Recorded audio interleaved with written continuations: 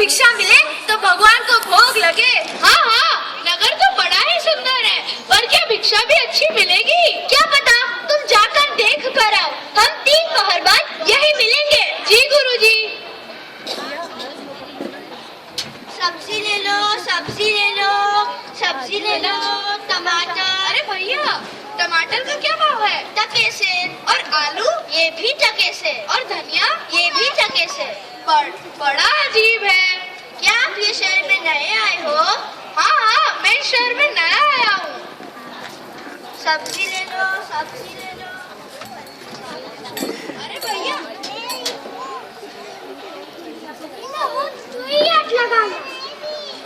अच्छा भैया, नाराज क्यों होते हो? बोलो, जलेबी का क्या भाव है? और काजू कतली? ये भी टके से। और खाजा? ये भी टके से। ऐसा करो, मुझे 7 पैसे की जलेबी दे दो।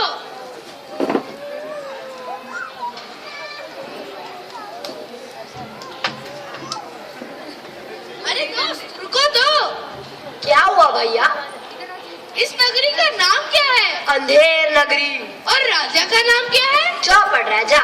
चलो भैया, मैं चलता हूँ, मुझे काम है। अंधेर नगरी, चौपट राजा।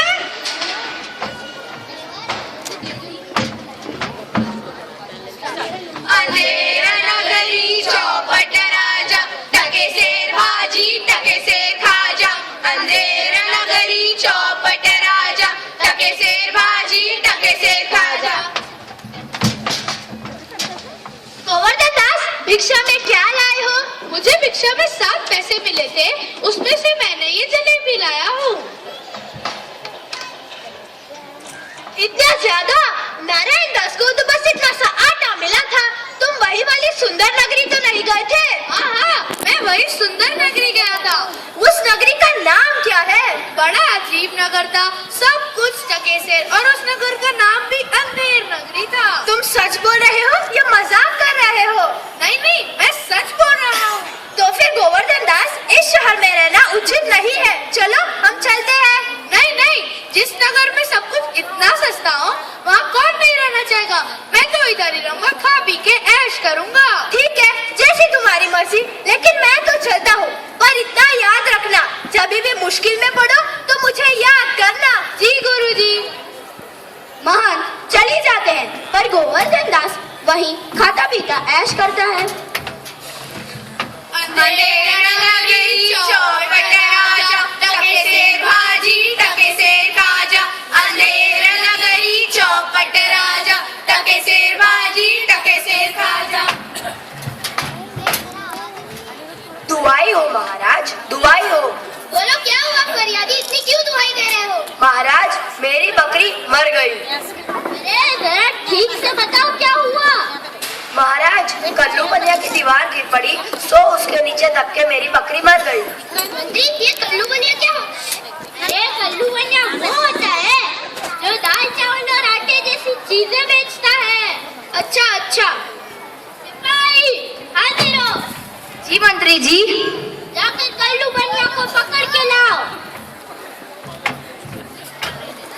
क्या करते हो कल्लू बनिए? तुम्हारी दीवार गिर पड़ी और इस बेचारे की बकरी दबकर मर गई। महाराज, मेरा कोई दोष नहीं। जिस कारीगर ने ये दीवार बनाई, उसने ईंटें कच्चे लगाए और दीवार गिर पड़ी।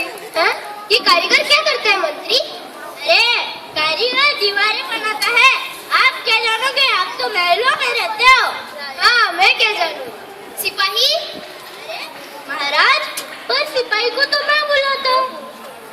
अरे हाँ, मैं तो भूल ही गया था कि तुम मंत्री और मैं राजा हूँ। अंधेर नगरी, चौपट राजा, टके सेर भाजी, टके सेर खाजा। अंधेर नगरी, चौपट राजा, टके सेर भाजी, टके सेर खाजा। ऐसा राजा और ऐसा उसका मंत्री। सिपाही, हाजिर हो। जी मंत्री जी। जाकर कारीगर को पकड़ के लाओ।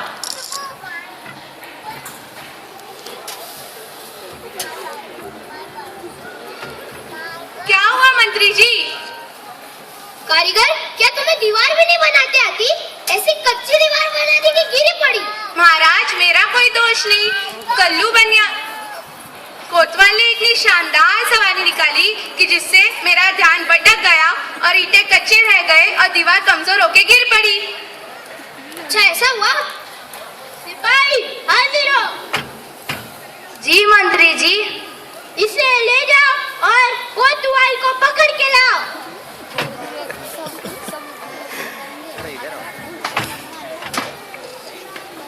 अनन्या अनन्या थोड़ा पीछे। अशी हाँ। कोतवाल हो? हाँ। ये कोतवाल क्या राजा से बड़ा होता है? अरे नहीं नहीं, राजा तो सबसे बड़ा होता है, वो तो सिर्फ दिखने में बड़ा होता है। मैं वही सोच रहा था।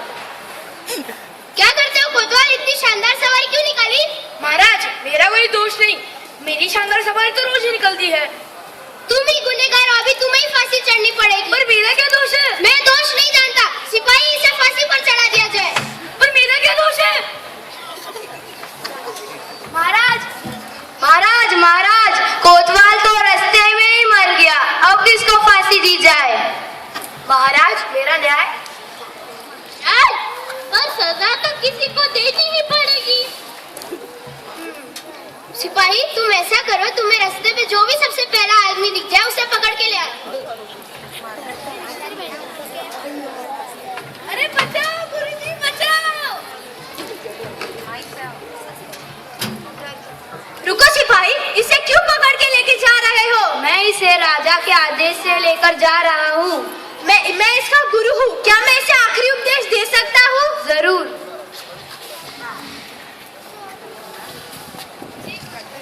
मैं इसके साथ चलूंगा। जरूर।